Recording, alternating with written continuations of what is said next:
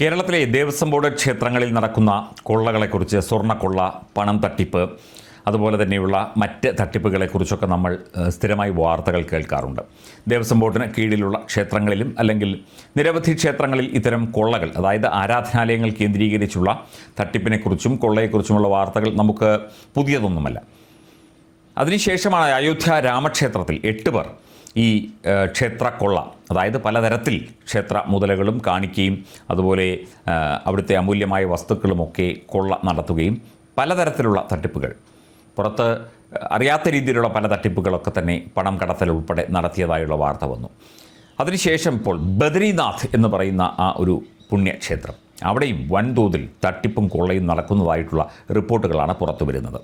മാത്രമല്ല, ഈ ഹൈന്ദവ ആരാധനാലയങ്ങളിൽ നടക്കുന്ന ഇത്തരം തട്ടിപ്പുകൾ രാജ്യവിരുദ്ധ അല്ലെങ്കിൽ ജിഹാദി സമൂഹ മാധ്യമങ്ങളും അതുപോലെയുള്ള പേജുകളുമൊക്കെ തന്നെ വലിയ ആഘോഷമാക്കി മാറ്റി തെറ്റായ വിവരങ്ങൾ പ്രചരിപ്പിച്ചുകൊണ്ട് അല്ലെങ്കിൽ ഇല്ലാത്ത കഥകൾ പ്രചരിപ്പിച്ചുകൊണ്ട് ഹൈന്ദവ വിശ്വാസങ്ങൾക്കെതിരെയും ഹൈന്ദവ വിശ്വാസികൾക്ക് എതിരെയും അതുപോലെ സംഘപരിവാർ പ്രസ്ഥാനങ്ങൾക്കെതിരെയും കേന്ദ്ര സർക്കാരിനെതിരെയുമുള്ള ആയുധങ്ങളാക്കി മാറ്റുകയും ചെയ്യുന്നുണ്ട്. അതുകൊണ്ട് ഇതിന് പിന്നിൽ ഒരു ഗൂഢാലോചന അല്ലെങ്കിൽ മനഃപൂർവ്വം ഇത് ഒരു തട്ടിപ്പിൻ്റെ കഥയുണ്ടാക്കിയിട്ട് അല്ലെങ്കിൽ തട്ടിപ്പ് നടത്തിയിട്ട് അതൊരു വലിയ കഥയാക്കി ഊതിപ്പെരിപ്പിച്ച് കാണിച്ച് ഇവിടുത്തെ സർക്കാർ സംവിധാനങ്ങളെയും ഹൈന്ദവ വിശ്വാസങ്ങളെയും ഒക്കെ തന്നെ താറടിച്ച് കാണിക്കാനുള്ള ഒരു ഗൂഢശ്രമമായിട്ട് കൂടി വിലയിരുത്തപ്പെടുന്നുണ്ട്. അയോധ്യയിലെ രാമക്ഷേത്രത്തിലെ സംഭാവനകളിലടക്കം ക്രമക്കേട്, കാണിക്കയിൽ തട്ടിപ്പ്, ഈ ആരോപണങ്ങൾ വൻ വിവാദമാകുമ്പോൾ ബദരിനാഥ് ധാമിലെ ക്ഷേത്രത്തിലും സമാനമായ വിവാദങ്ങൾ ഉണ്ടാകുന്നതായി ദേശീയ മാധ്യമങ്ങൾ റിപ്പോർട്ട് ചെയ്യുന്നു. കാണിക്കയുമായി ബന്ധപ്പെട്ട ആരോപണങ്ങളിൽ ബദ്രിനാഥ് കേദാർനാഥ് ക്ഷേത്ര കമ്മിറ്റി അന്വേഷണത്തിന് ഇപ്പോൾ ഉത്തരവിട്ടിരിക്കുകയാണ്. സോഷ്യൽ മീഡിയയിൽ പ്രചരിക്കുന്ന ആരോപണങ്ങളെ ക്ഷേത്രസമിതി ഗൗരവമായി എടുത്തിട്ടുണ്ടെന്നും വിഷയം അന്വേഷിക്കാൻ അന്വേഷണ സമിതി രൂപീകരിക്കാൻ ഉത്തരവിട്ടിട്ടുണ്ട് എന്നും അതിൻ്റെ അധികൃതർ വ്യക്തമാക്കുന്നുണ്ട്. ഇതുമായി ബന്ധപ്പെട്ട് ജീവനക്കാരിൽ നിന്ന് വിശദീകരണവും തേടിയിട്ടുണ്ട്. കഴിഞ്ഞ ദിവസം ഭൈരവ് സേന എന്ന സംഘടന ബദരീനാഥ് ധാമിൽ സാമ്പത്തിക ക്രമക്കേട് നടന്നതായിട്ട് ആരോപിച്ചിരുന്നു. ടെമ്പിൾ കമ്മിറ്റി ചെയർമാൻ്റെ പേഴ്സണൽ അസിസ്റ്റൻറ്റുമായി ബന്ധപ്പെട്ട സാമ്പത്തിക ക്രമക്കേട് കേസിൽ നിഷ്പക്ഷമായ അന്വേഷണം വേണം എന്നും ഈ ഒരു സംഘടന ആവശ്യപ്പെട്ടിരുന്നു. അവിടെയും കാലങ്ങളായി വ്യാപകമായ തട്ടിപ്പും വെട്ടിപ്പും ഇതുപോലെയുള്ള പരിപാടികളുമൊക്കെ നടക്കുന്നുണ്ട് എന്നാണ് റിപ്പോർട്ടുകൾ. സോഷ്യൽ മീഡിയയിൽ ഒരു പ്രത്യേക ജീവനക്കാരനെ തൻ്റെ പേഴ്സണൽ സെക്രട്ടറി എന്ന് വിശേഷിപ്പിച്ചുകൊണ്ടുള്ള അവകാശവാദങ്ങൾ ഇതിൻ്റെ അധികൃതർ നിഷേധിച്ചിട്ടുണ്ട്.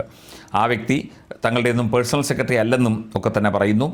സോഷ്യൽ മീഡിയയിലെ ആരോപണങ്ങളെ തുടർന്ന് ബദരിനാഥ് ക്ഷേത്ര പരിസരത്തെ CCTV ദൃശ്യങ്ങൾ പരിശോധിച്ചതായി Shri Badrinath Kedarnath temple committee chief executive officer പറയുന്നു.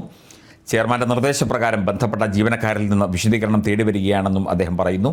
നിഷ്പക്ഷവും വിശദവുമായ അന്വേഷണത്തിനായി ആഭ്യന്തര അന്വേഷണ സമിതി രൂപീകരിക്കുന്നതിനുള്ള നിർദ്ദേശവും നൽകിയിട്ടുണ്ട്. മാത്രമല്ല, സർക്കാരുമായി ബന്ധപ്പെട്ട സ്പെഷ്യൽ ഇൻവെസ്റ്റിഗേഷൻ ടീമിനെ ഈ ബദരിനാഥ് കേദാർനാഥ് ക്ഷേത്രത്തിൽ ഇത്തരത്തിലുള്ള ആരോപണങ്ങൾ വരുന്നത് അന്വേഷിക്കുന്നതിനായി നിയോഗിക്കണം. അതിനുവേണ്ട നടപടികൾ അടിയന്തരമായി കൈക്കൊള്ളണം എന്നും ആവശ്യപ്പെട്ടിട്ടുണ്ട്. മാത്രമല്ല, കേന്ദ്ര സാംസ്കാരിക വകുപ്പ്, അതുപോലെ തന്നെ പ്രധാനമന്ത്രി നരേന്ദ്രമോദി, കേന്ദ്ര ആഭ്യന്തരമന്ത്രി അമിത്ഷാ തുടങ്ങിയവർക്കും ഇതിൻ്റെ വിശദാംശങ്ങൾ പരാതികളായി നൽകിയിട്ടുണ്ട് എന്നും ബദരിനാഥ് കേദാർനാഥ് ക്ഷേത്ര കമ്മിറ്റി അറിയിക്കുന്നു. ഇവിടെ ഏതെങ്കിലും തരത്തിൽ ഈ ക്ഷേത്രങ്ങളിലൊക്കെ തന്നെ കൊള്ളയോ തട്ടിപ്പോ അതുപോലെയുള്ള സംഭവങ്ങളോ നടന്നിട്ടുണ്ടെങ്കിൽ അത് നിഷ്പക്ഷമായി അന്വേഷിച്ച് കുറ്റക്കാരെ കണ്ടുപിടിക്കുകയും അവരെ നിയമത്തിൻ്റെ മുന്നിൽ കൊണ്ടുവരികയും ചെയ്യും എന്നാണ് ക്ഷേത്ര കമ്മിറ്റി ജീവനക്കാരും അതിൻ്റെ പ്രധാനപ്പെട്ട ചുമതലക്കാരും ഒക്കെ തന്നെ പറയുന്നത്. മാത്രമല്ല, സമൂഹ മാധ്യമങ്ങളിലൂടെ തെറ്റായ വിവരങ്ങൾ പ്രചരിപ്പിച്ചുകൊണ്ട് പലരും രംഗത്ത് വരുന്നുണ്ട്. കൃത്യമായ കാര്യങ്ങൾ അമ്പലത്തിൻ്റെ വെബ്സൈറ്റിലും അതുപോലെയുള്ള അനുബന്ധ ഔദ്യോഗിക രേഖകളിലും മാത്രമേ ഉണ്ടാകൂ.